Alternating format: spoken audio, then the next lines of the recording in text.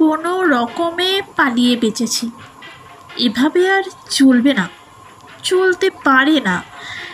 কলকাতা শহরে যেভাবে একের পর এক পুরানো বাড়ি ভাঙা হচ্ছে, তাতে আমাদের যে কত বড় ক্ষতি হয়ে যাচ্ছে এ কথাটা কেউ একবারও ভাবছে না।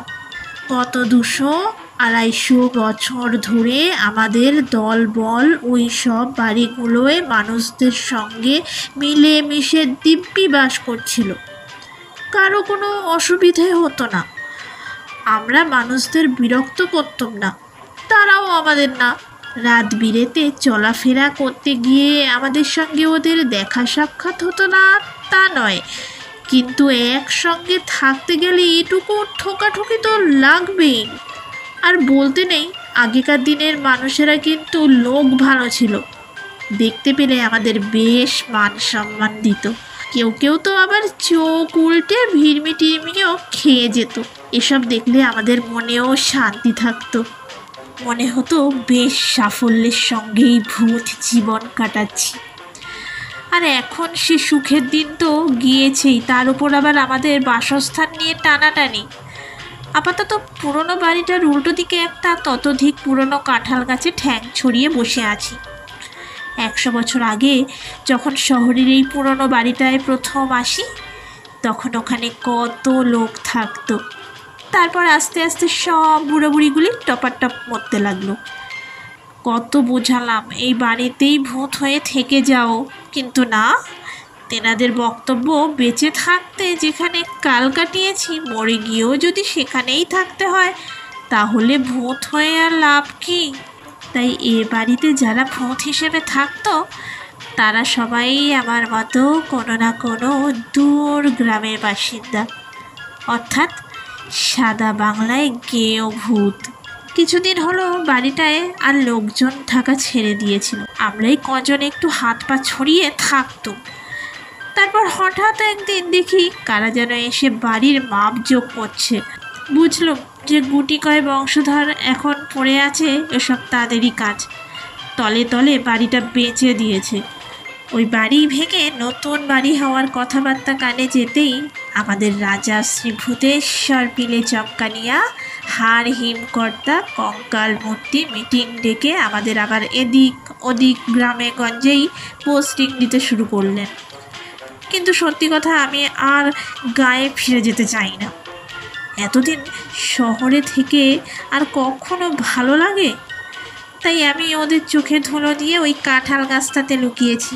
আর যে কটা দিন এই ভূত জীবন আছে এখানেই কাটিয়ে যেতে পারলেই ভালো হয়। নয়তো আর কিছুদিন বাদে জন্মানোর পোস্টিং যে কোথায় পড়বে সে আমাদের ভূতের রাজারও অজানা। শুধু একটাই মুশকিল, সারাক্ষণ ধরা পড়ার ভয়। এখন যদি কোনো নতুন ফ্ল্যাট বাড়িতে ঢুকে পড়তে পারি তাহলে কিছুদিনের মতো রাজার চরগুলো আমায় ধরতে পারবে না। আসলে নতুন রঙের গন্ধ ওরা সহ্য করতে পারে না। আমিও যে খুব সহ্য করতে পারি তা নয়, কিন্তু বাঁচতে গেলে ভূতকেও অনেক সমঝোতা করতে হয়। তোমাকে কি বলে ডাকবো বলো তো ভাই? বয়সে তো আমার থেকে তুমি কম করে 40 বছরের বড়, কিন্তু গল্প যা বলছো সে অনুযায়ী মারা যাওয়ার সময় তোমার যা বয়স ছিল তা আমার নাতির বয়সের থেকে খুব বেশি হবে না। তাহলে তোমার কোন বয়স ধরে সম্পর্কটা পাতাই বলো দেখিনি? আমাকে আর বড় সম্মান দিতে হবে না। ভূতের আবার মান হুঁশ। নাম আমার অনিল চন্দ্র, পদবীটা আমার মনে নেই। আমি বরং আপনাকে ঠাম্মা বলি, আর আপনি আমায় যা খুশি। কিন্তু ঠাম্মা, আপনি আমায় দেখে ভয় পেলেন না কেন বলুন তো? ধুর, ভূত দেখে ভয় পাওয়ার বয়স আমার চলে গিয়েছে। বরং রোজ আশায় থাকি তোমার দাদু যদি ভূত হয়ে আমার কাছে আসতে পারতেন তাহলে একটু কথা কইতুম। উনি মারা যাওয়ার পর সেই যে পুরানো বাড়ি বেচে কলকাতার এই ফ্ল্যাটে এলুম, তারপর বড্ড একা হয়ে গিয়েছি। এখানে ছেলে বউ অফিস যায়, নাতিটা নিজের পড়াশোনা তার বন্ধুদের নিয়ে থাকে। আমি বড় একা হে অনিলচন্দ্র, কবে যে মরবো তার অপেক্ষাতেই দিন কাটাচ্ছি। ঘটনাটা হলো, গতকাল সন্ধ্যাবেলা কাঁঠাল গাছের ডালে দোল খেতে খেতে দেখি গাছের প্রায় গা দিয়ে নতুন একটা ফ্ল্যাট বানিয়ে উঠেছে। সকাল থেকে এখানে বসে আছি, তাও এতক্ষণ সেটা খেয়ালই করিনি। সন্ধে নামতে জানলা ঠিকরে বেরোনো ঝলমলে আলো ছ্যাঁকা খেয়ে দেখি ঘাড়ের কাছে এত বড় একটা বাড়ি। এত আলো ছেটকালে তো আর কাঁঠাল গাছে বসে থাকা যায় না। কোথায় যাই করে ভালো করে দেখতে গিয়ে দেখি এই নতুন বাড়িতে মাত্র একটা ঘরেই টিমে আলো জ্বলছে। ব্যাস, মন্দের ভালো সেই ঘরের জানালা দিয়ে আমার শুটকো ভুতরে শরীরটা ঢুকিয়ে দিলাম। ঘরে ঢুকেই তো প্রাণ আনচান, সাংঘাতিক ধূপের গন্ধে ঘরটা ভুরভুর করছে।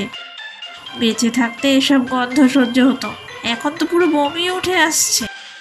আসলে আগে যে বাড়িতে থাকতাম সেখানে পরের দিকে বেশিরভাগ ঘর বন্ধ পড়ে থাকতো, মানুষজন ছিল গুটি কয়েক, শেষ দিকে আর কেউই থাকতো না। তাই মানুষের গায়ে লেগে বসবাস করার অভ্যেসটাই চলে গিয়েছে। ধূপের দুর্গন্ধে হাঁসফাঁস করছি, এমন সময় দেখি এক খুনে বুড়ি আমার এদিকে এগিয়ে এসে জিজ্ঞেস করছে, তুমি কে বাবা? তবে এই বুড়িমার সঙ্গে দেখা হওয়ার পর মনটা বেশ খারাপ হয়ে গিয়েছে। আমি তো বা তাও ভূত মানুষ, হালকা হাওয়ায় ভেসে চলি, নিজের ইচ্ছা মতো এখানে ওখানে যেতে পারি, না আছে জঞ্জারি না হাঁটুতে ব্যথা। এই বুড়ি তো পুরো ঘরবন্দি। এখন মনে হয় ভাগ্যিস অল্প বয়সে শহরে কাজ খুঁজতে এসে গাড়ি চাপা পড়ে প্রাণটা গিয়েছিল, নয়তো বেঁচে থাকলে বড়াতে অনেক কষ্ট ছিল। যাকগে, এখন ধূপে ধোয়া বুড়ির অঙ্গ মন্ত্র সহ্য করে কটা দিন গা ঢাকা দিয়ে কাটিয়ে দিতে হবে। কিছুদিন পেরিয়ে গেলে আর রাজার চামচাগুলো আমার মতো অকিঞ্চিতকর ভূতকে খুঁজবে না। বুড়ির ঘরের সিলিংয়ে মাকড়সার জালে বসে বেশ আরাম করছি। হঠাৎ শুনি বুড়িমা ডাকছে, আমায় ডেকে বলে কি না ও ছেলের বউকে আমায় ভয় দেখাতে হবে। এসব কি আর আমি পারি? এমনিতেই ওদের ঘরগুলোয় বড্ড জোর আলো জ্বলে, তাই আমি এখনো পর্যন্ত ঠাম্মার ঘরের থেকে অন্য ঘরে একবারও যাইনি। কিন্তু বুড়ির যে কী আবদার! আমি বললুম, কেমন মা তুমি, নিজের ছেলে মেয়েকে ভয় দেখাতে চাও? বুড়ি বেশ দুঃখ গলায় বলে, বাবা অনিলচন্দ্র, তোমায় এটুকু অভিনয় আমার জন্য করতেই হবে। এ বুড়ি বলে কি, ভয়ও দেখাবো অভিনয়ও করব? আরে ঠাম্মা, খোলসা করে বলো দেখি তোমার মতলবখানা কি? আমার উনি সেজে আমার ছেলে বৌমার সঙ্গে কটা কথা বলো। এমনিতে আমার কোনো কথাই ওরা কানে তোলে না, আর তুলবেই বা কেমন করে? অফিস থেকে বাড়ি ফিরেই দুজনে হাতে মোবাইল, কোলে কম্পিউটার।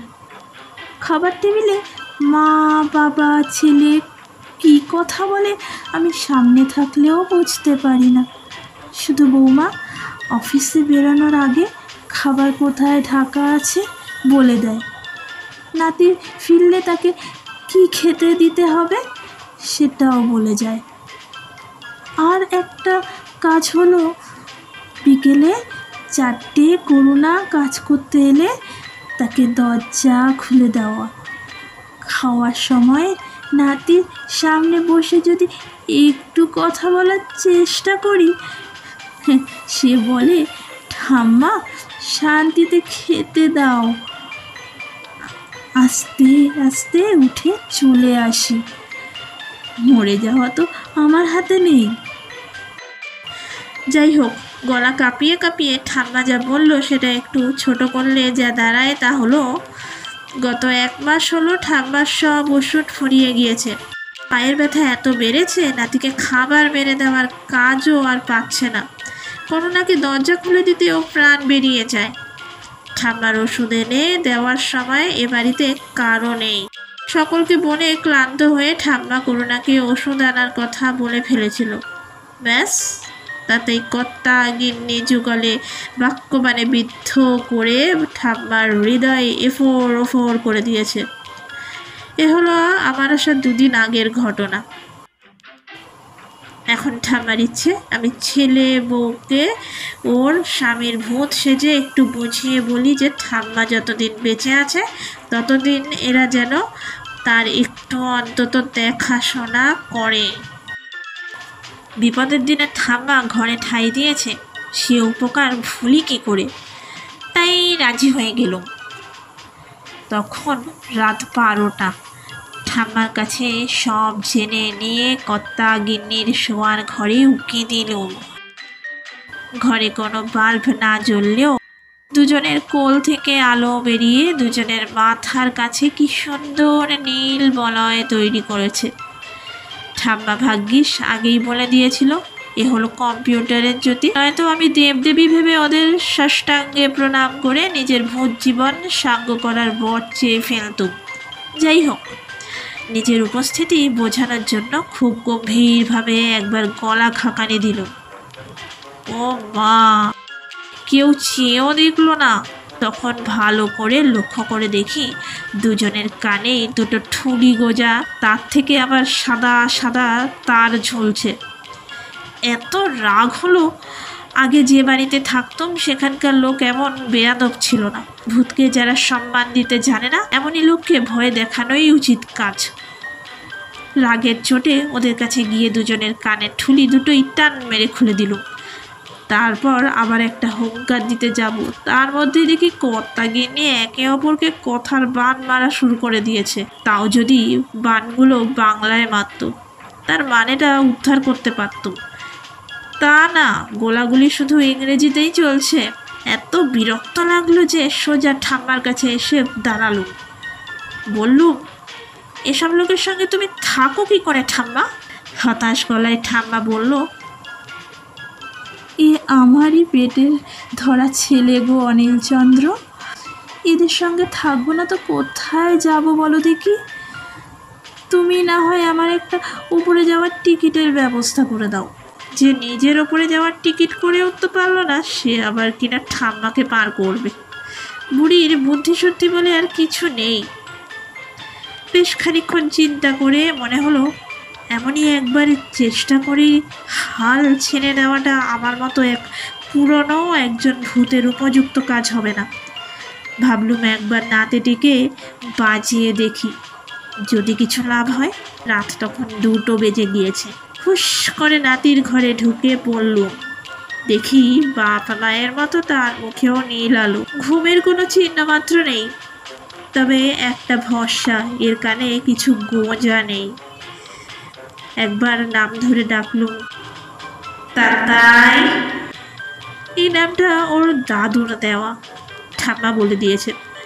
এই নামে এখন আর ওকে কেউ ডাকে না, সবাই বলে আদি। যাকে তাতাই ডাক শুনে সে ছোড়া এদিক ওদিক চোখ ঘোরাতে লাগলো। উৎসাহ পেয়ে আবার বললুম, তাতাই বাবু। ব্যাস, কি যে হলো, মোবাইলটাকে ক্যামেরার মতো আমার দিকে তাক করে ছেলেটা বোধহয় ছবি আমার তুলতে চাইলো না কথা রেকর্ডিং করতে চাইলো বুঝলাম না। খালি জিজ্ঞেস করতে লাগলো, তুমি কি আমার দাদুর ভূত? কথা বলো, কথা বলো। উফ, কি বেপরোয়া ছেলে রে বাবা! এক্ষুনি ওনাকে সব ছবি তুলে দিতে হবে। অতই সোজা? মনে হলো ওই মোবাইলটা ওর হাত থেকে নিয়ে আছাড় মারি।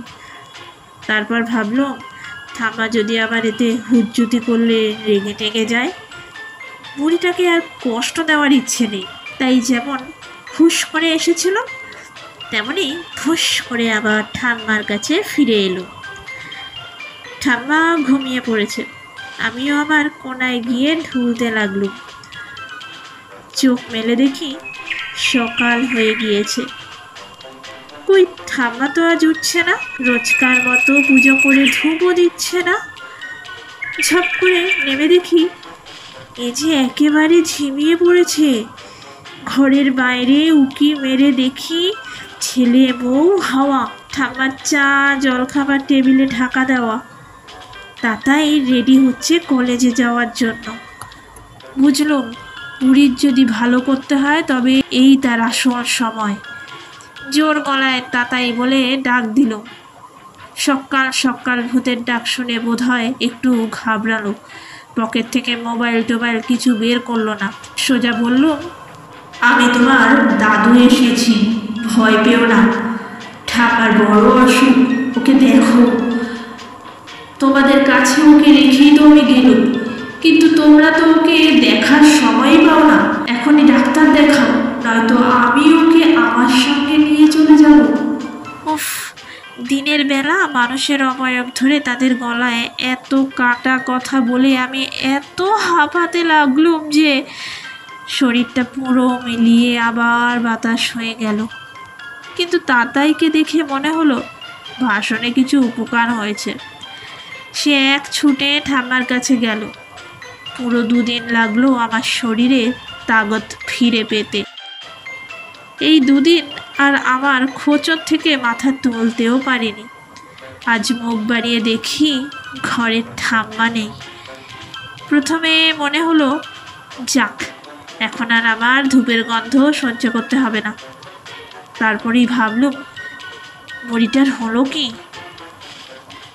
আমার মতো ভূত হলে তো আমি ঠিক টের পেতাম। তাছাড়া যমরাজার লোক এলেও আমার ঠিক একবার জানান দিত। তাহলে বসার ঘরে দিনের আলোয় চোখ ধাঁধাচ্ছে, তাও ঠাম্মার ঘরের দরজা দিয়ে বাইরে উঁকি মারলুম। দেখি বাপ ছেলের খুব তর্ক হচ্ছে। সত্যি তুই বাবার ভূত দেখেছিস, তাও এই বাড়িতে? আমার তো বিশ্বাস হচ্ছে না। বাবা মারা যাওয়ার পর আমরা এখানে এসেছি, এমন নতুন বাড়িতে তো ভূত থাকে না।